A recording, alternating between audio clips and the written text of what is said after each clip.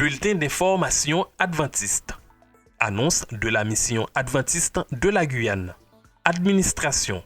Le moment tant attendu est arrivé.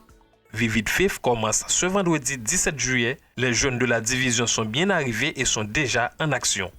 Prions pour que cette initiative aboutisse à l'implantation de nouvelles églises en Guyane.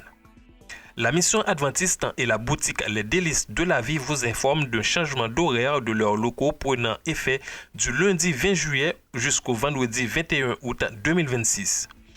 Lundi, mardi et jeudi de 8h à 14h. Mercredi de 8h à 13h. Vendredi de 8h à 12h30. Éducation. L'école La Persévérance de Saint-Laurent-du-Maroni recrute des enseignants motivés, sérieux, engagés pour l'année scolaire 2026-2027. Les candidats doivent être titulaires de Master 1 ou 2, être capables de travailler en équipe, avoir un bon sens de la pédagogie et de l'organisation.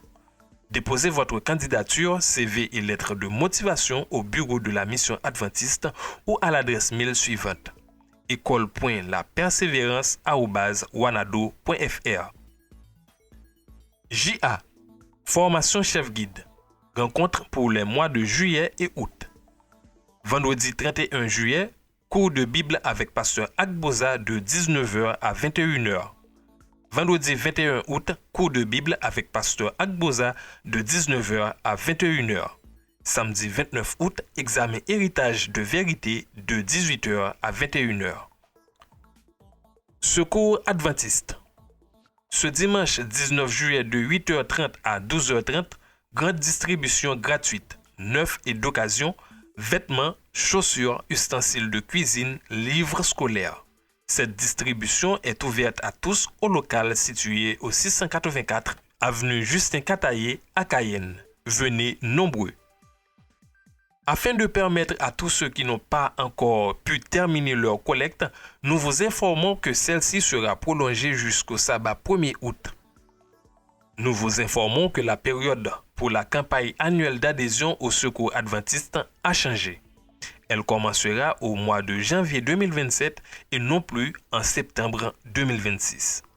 Ce sera tout pour les annonces de la mission adventiste de la Guyane.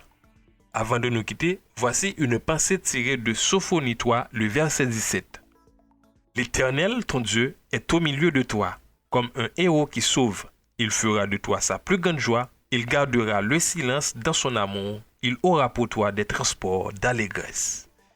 Nous voilà donc à la fin de notre bulletin d'information. Merci de nous avoir écoutés. La Radio Joie de Vivre vous souhaite un bon sabbat.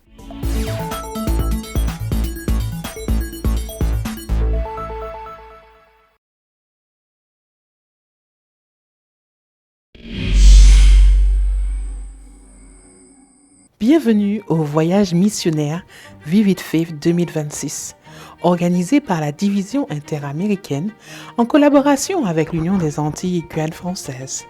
Cette mission s'articule autour du thème « Suivre Jésus pour une vie meilleure ».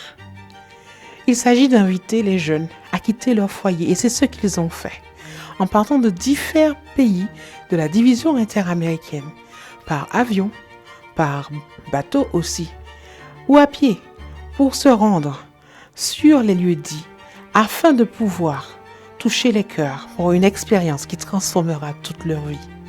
Alors aujourd'hui, les premières arrivées ont été faites par avion pour les groupes sortant de la Guadeloupe et la Martinique, avec 2 vols atterrissant à l'aéroport de Cayenne ce midi et ce soir, mais aussi pour ceux qui ont atterri au Suriname hier. Ils ont eu la joie de découvrir la traversée du fleuve par la pirogue qu'ils ont surnommée la traversée de la mer Rouge. Ils ont foulé le sol de la Guyane à Saint-Laurent-du-Maroni, puis pris près de 3 heures de bus pour arriver à l'hôtel Belle Terre à Macoria, où ils ont été accueillis pour le début de cet événement.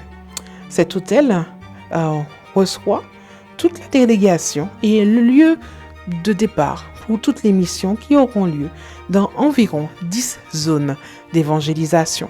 Pasteur Samuel Telema, qui est l'organisateur de Vivid Faith pour notre division, ça lui a donné l'occasion de rencontrer les différents jeunes, de remettre des points sur des i, mais surtout de poser des mots sur la mission à laquelle les jeunes participeront.